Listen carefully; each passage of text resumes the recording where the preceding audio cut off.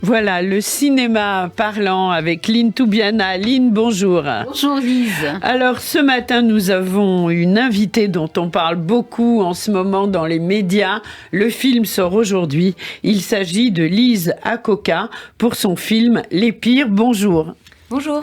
Bonjour Lise, Bonjour. Merci d'avoir accepté notre invitation, mais je m'adresse à la cinéaste. Bien sûr. Donc ce film qui a été réalisé avec Romane Guéret. Oui. Vous avez formé un duo de réalisatrices. Oui. Voilà, alors votre film, d'ailleurs, je l'ai vu au Festival de Cannes et il a eu le prix d'un certain regard et depuis, il a fait quand même son chemin, il a été primé également au Festival d'Angoulême. Bon, c'est un film vraiment qui récolte beaucoup de prix. Alors, nous sommes à Boulogne-sur-Mer. Boulogne-sur-Mer, dans le nord de la France, dans le Pas-de-Calais, et dans une cité populaire, la cité Picasso. Et là, un tournage doit avoir lieu dans cette cité. Et il y a un casting qui recherche particulièrement 4 ados pour jouer dans ce film. Donc, c'est toute une mise en abîme, un film dans un film.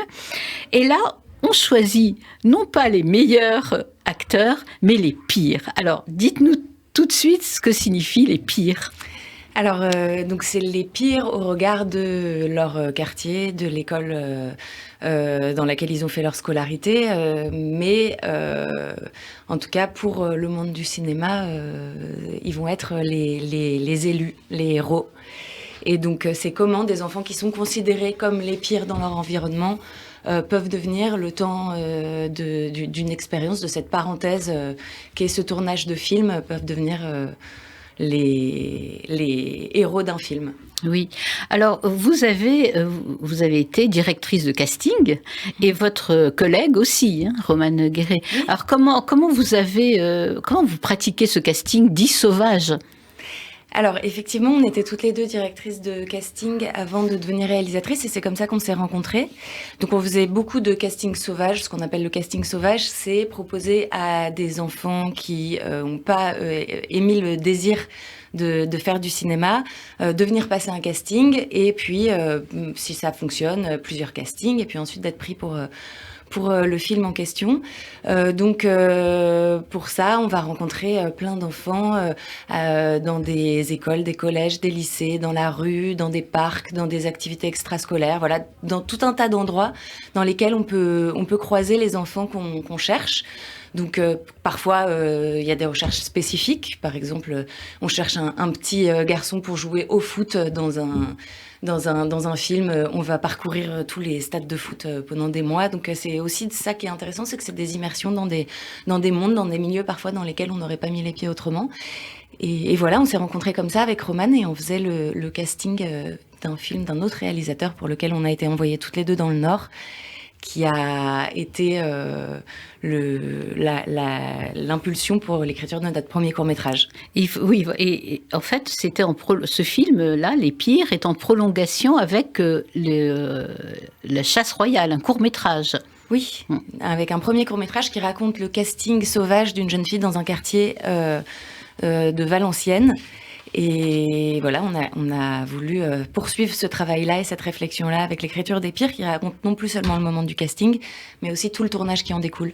Alors, on va écouter la bande-annonce justement qui évoque cette confrontation entre ces enfants, ces adolescents, avec le milieu du cinéma. Action! Coupé! Attends, Ryan! J'étais sur le film. C'était bien?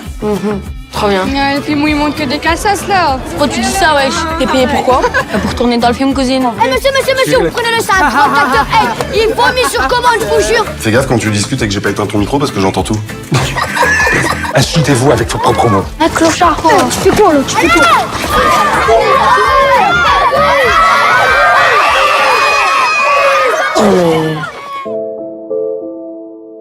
Et Ryan, t'as le droit d'être en colère. Mais il faut aussi que t'apprennes à te maîtriser, tu crois pas?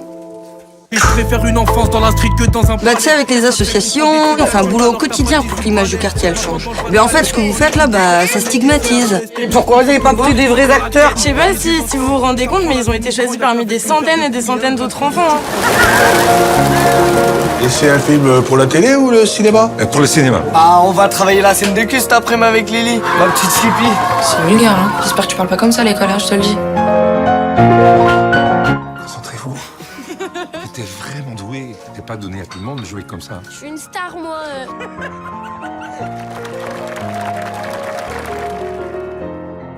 Tu dois faire confiance à ce que tu ressens. Être en colère quand il faut être en colère. Et pleurer quand on a besoin de pleurer. Moi, je pleure pas, moi. Voilà, la bande annonce du très très beau film Les Pires de Lise Akoka et Roman Guéret. Lise Akoka qui est avec nous et avec Lynn Toubiana dans le studio de Radio J. Alors Lise, vous avez donc choisi ces 4 jeunes héros. Et comment les avez-vous choisis? Sur quels critères? Parce que, alors, il y a Lily, il y a Ryan, il y a Jessie et Maëlys. Alors, Lily, qui a 16 ans, qui a perdu son petit frère d'un cancer et qui a du mal à s'en remettre et qui a la réputation d'être la pute du quartier. Alors, ces histoires... Est-ce que ce sont des histoires inventées ou réelles? Est-ce que vous vous êtes inspiré du vécu de ces enfants? On s'est inspiré du vécu de plein d'enfants qu'on a côtoyés, mais pas spécifiquement du vécu des enfants qui sont les interprètes du film. Mais effectivement, oui, pour l'écriture, on a rencontré des centaines d'enfants, on a passé beaucoup de temps dans ces quartiers à recueillir des histoires, s'inspirer du langage, mener des entretiens très longs avec plein d'enfants pour construire le récit, pour construire ce scénario, et c'est toutes ces rencontres qui ont inspiré les personnages. Alors parfois, il y a un enfant qui a inspiré un enfant en particulier, une rencontre en particulier qui a inspiré un personnage, et puis parfois c'est la fusion de la rencontre de plusieurs enfants qui ont fait naître un personnage du film. Et puis après, il y a eu 3 ans d'écriture, donc avec notre co-scénariste Éléonore Guret, et un an avant le tournage, là, on est parti en casting et on a fait un casting plus classique, à la différence que c'était un casting très très long et qu'on a vu près de 800 enfants, donc voilà, 800 enfants, c'est quand même énorme. Hein. Oui. Alors, et là, on a rencontré, là, on a vu beaucoup d'enfants, et c'est comme ça qu'on a trouvé nos quatre héros qui, d'une certaine façon, ressemblent aux personnages sous certains aspects, mais qui ont aussi des choses très éloignées de leurs personnages. Voilà, mais ça dépend pour chacun. Mais c'est vraiment des acteurs qu'on a trouvés, qu'on a choisis aussi pour leur don et pour leur talent en tant qu'acteur. C'est pourquoi on va dire le nom de ces jeunes héros. Oui. Lily, qui est jouée par Mallory Wanek, qui est vraiment bouleversante. Il y a aussi donc Ryan, qui a vécu qui a été trimballé de foyer en foyer, qui est retourné chez sa mère très instable et qui prétend ne jamais pleurer. On l'a entendu dans la bande-annonce. Alors lui, c'est Timéo Mao. Oui. Timéo Mao, qui lui aussi vraiment est formidable. Comment avez-vous trouvé cette perle? C'est vraiment une perle. Alors Timéo, donc le rôle de Ryan, c'est un rôle qui était très très difficile à trouver. On a fait vraiment c'est un des derniers rôles qu'on a trouvé. Et en fait, on a fait un casting pendant des mois et on rencontrait plein de petits garçons extraordinaires, mais à chaque fois, il y avait un endroit du personnage qui fonctionnait pas. Il y avait toujours un attribut du rôle qui était pas là. Et on a affiné, orienté le casting avec notre directrice de casting, Marlène Serrour. Et on a fini par aller plus qu'au début du casting dans des foyers, dans des centres socio-éducatifs, dans des maisons d'enfants. Et c'est dans un foyer qu'on a rencontré Timéo. Ça n'a pas été l'évidence immédiate au premier casting. On a dû faire 2-3 séances de travail avec lui pour pour être sûr de notre choix. Et après. Et vous ne l'avez pas regretté, bien sûr. Et on l'a pas regretté. Et il a énormément progressé aussi au cours des séances de travail. Et voilà. Et on le trouve extraordinaire. Et on est vraiment très, très, très heureuse de cette rencontre. Alors, justement, comment vous avez dirigé ces jeunes acteurs? Quelle est la part d'improvisation, de spontanéité, et puis aussi des directives? Je crois qu'il y avait le système des oreillettes. Oui, alors le scénario était très écrit, donc la part d'improvisation est très très faible sur le plateau de tournage. Comme je vous racontais tout à l'heure, on écrit le scénario en immersion avec ses enfants dans ces quartiers. Donc on mène aussi beaucoup d'ateliers d'improvisation pour écrire les dialogues et pour construire un scénario réaliste. Mais ensuite, une fois sur le plateau, on a un scénario très écrit qu'on essaye de respecter à la lettre et les enfants apprennent leur texte mot pour mot à la virgule près. Et donc voilà, c'est vraiment un boulot d'acteur qu'on mène avec eux et on les prend pas pour leur nature indomptable, mais comme je disais, pour leur talent. Et c'était quoi votre dernière question, pardon? La part d'improvisation et puis de direction d'acteurs. Oui, effectivement, on utilise des oreillettes. C'est ça. On utilise des oreillettes pour les diriger, simplement parce que on essaye de garder la concentration sur le plateau et qu'on aime bien faire des prises longues et qu'on parle souvent sur les scènes pendant que les acteurs jouent, et que sur un plateau de tournage, c'est pas possible ça, puisque sinon on entend notre voix. Donc c'est une façon de pouvoir les diriger. Alors on va parler du rôle du réalisateur maintenant, hein, puisque le réalisateur qui est joué par un acteur professionnel, c'est un acteur flamand, je crois, Johan Eldenberg. Alors, c'est un petit peu votre double, le réalisateur. Alors, on voit que ce réalisateur, il veut tourner un film qui s'intitule « À pisser contre le vent du Nord ». C'est quoi c'est un proverbe ch'ti, c'est ça? C'est un proverbe ch'ti qui dit « À pisser contre le vent du Nord, à discuter contre tes chefs, tu auras toujours tort ». Oui. Bon, c'est un petit clin d'œil au titre à rallonge du cinéma d'auteur français. C'est une petite ironie, une petite moquerie, mais il se trouve que pendant un moment, on a eu envie nous-mêmes d'appeler notre film comme ça, et on s'est fait refouler par nos Votre titre est parfait. Non, mais en fait, c'était parce qu'on avait envie de s'inclure aussi dans la critique et de pas pointer du doigt un cinéma duquel on se sentirait totalement extérieur. Et donc, Gabriel, oui, c'est pas vraiment notre double, c'est plutôt notre garde-fou quelque part. C'est une sorte d'exagération de ce qu'on a pu se regarder, dire, faire, être, et de ce qu'on a pu regarder, observer chez d'autres réalisateurs aussi qu'on a côtoyés. Et donc c'est aussi toutes les questions que ça a fait naître chez nous, qu'on essaye de prendre à bras-le-corps et de contourner. Et voilà, c'est un homme plus âgé, donc c'est aussi un personnage très différent de nous, et nous on se situe un peu à mi-chemin entre ce personnage et le personnage de la plus jeune assistante réalisatrice qui, elle, pose un regard naïf, neuf et débutant sur ce qui se passe, et qui nous ressemble aussi un petit peu. Alors il est très bienveillant, très humain avec les enfants, mais il fait un cinéma qu'on pourrait qualifier presque d'hyper-réaliste, un cinéma social hyper-réaliste, et parfois il franchit les limites, c'est-à-dire qu'il y a des scènes notamment d'une violence inouïe où il a du mal à contrôler la violence des enfants. Oui, c'est un réalisateur, c'est un homme qu'on a essayé d'écrire de façon pas manichéenne, dans la mesure où à la fois on a envie que le spectateur puisse reconnaître sa sincérité, la sincérité de sa démarche et l'amour réel qu'il porte aux enfants, et le désir d'un vrai propos artistique aussi à travers son film. On n'avait pas envie que son film paraisse nul, paraisse dénué de talent, mais à la fois il fallait dresser le tableau d'une ambivalence aussi liée au fait que pour aller au bout de son œuvre, pour aller au bout de sa démarche artistique, parfois il franchit des limites, et voilà, et ça pose vraiment la question de jusqu'où on peut aller pour créer un objet artistique, jusqu'où on peut aller pour l'art. Oui, voilà. Et en tous les cas, vous avez évité avec ce film tous les poncifs, c'est-à-dire le misérabilisme du regard qu'on peut porter sur les enfants dans les cités populaires, et puis aussi l'esthétisation de la misère. Oui, enfin, en tout cas, on en parle et on s'en moque, mais je ne sais pas si on l'a totalement évité, puisque on entend aussi montrer le beau dans ce qu'on filme. Absolument. Mais c'est pas une esthétisation artificielle, enfin... Non, en tout cas, c'est... comment dire Pardon, j'ai perdu le fil de ce que je voulais dire.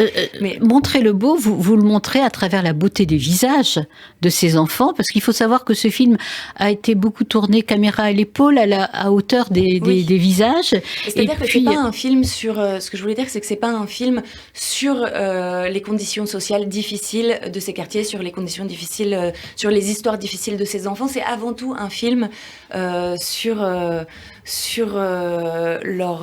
les artistes qui sommeillent à l'intérieur de beaucoup et qui transcendent la logique de classe, et sur l'idée de vouloir transmettre aussi pour nous toute l'admiration et tout l'amour qu'on a pu éprouver pour ces enfants, et de le donner à voir et quelque part de communiquer cet amour, et que le spectateur puisse poser un regard différent sur ces enfants. Voilà. D'ailleurs, c'est pas un film sombre du tout, c'est un film solaire, au contraire, et entre drame social et comédie. Oui, moi j'ai une question. Comment avez-vous été accueillis au départ dans ces quartiers ? Alors, au tout départ, c'est vrai qu'on a pu ressentir un peu de méfiance quand on arrive et qu'on déboule dans un quartier comme qu'on a une équipe de cinéma.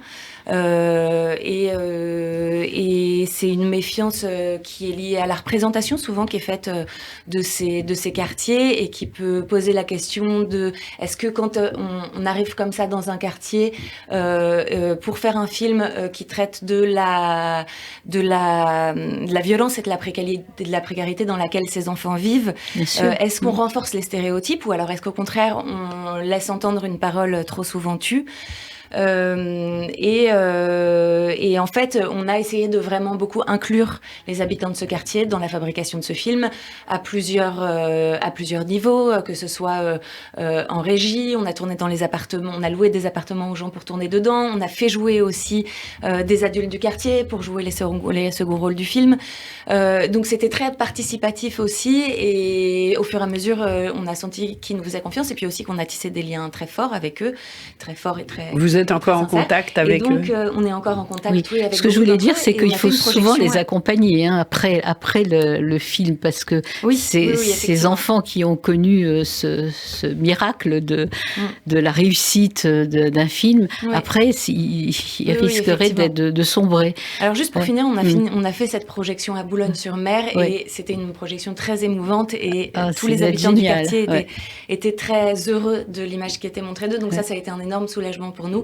Et donc oui, pour répondre à votre question sur l'après pour ces enfants, parce que le cinéma, c'est une expérience très intense en un temps très court, et c'est très difficile, déjà pour des adultes qui ont l'habitude de faire des tournages, c'est toujours difficile l'après-tournage, et pour ces enfants, effectivement, il faut pouvoir les accompagner, les protéger par la suite, et donc nous, on essaye d'être un maximum présente pour eux, et aussi de continuer à les aider pour ceux qui ont envie de faire ce métier, parce que ça a provoqué des vocations, tout à votre honneur. Il y en a qui vont faire carrière, je suis sûre. C'est vrai. On les retrouvera bien partis. Voilà. Alors pour finir, je voudrais, on a vu que c'était un film entre drame et comédie, parce qu'il y a des respirations légères quand même dans ce film, et c'est aussi un cinéma où l'émotion se libère. C'est un cinéma comme espace où l'émotion se libère, parce qu'il y a vraiment des instants de grâce. Vous pouvez peut-être en parler de cet aspect cathartique du cinéma, de votre cinéma. Oui, effectivement, c'est aussi un film un film à la faveur d'un certain cinéma. C'est aussi une ode au cinéma, dans ce que ça peut avoir de beau, de permettre à ces enfants de se raconter à travers des personnages de fiction, de se libérer émotionnellement par le jeu, de pouvoir se retrouver dans un endroit de catharsis. Et donc voilà, on avait aussi envie de vraiment raconter ça, mais c'est aussi un film drôle. Absolument. Et c'est aussi une comédie. Et c'est voilà, parce qu'on avait envie aussi de raconter la vitalité de cette jeunesse. En tous les cas, un film très réussi. Alors, on aurait pu mettre comme bande sonore Rémi, le chanteur rappeur Rémi, qui est dans votre film, mais on va mettre Jean-Jacques Goldman avec sa chanson Envole-moi, qui est tout à fait dans l'optique de votre film. Merci Lisa Acoca. Merci beaucoup. Au revoir. Au revoir. Merci Lynn Toubiana.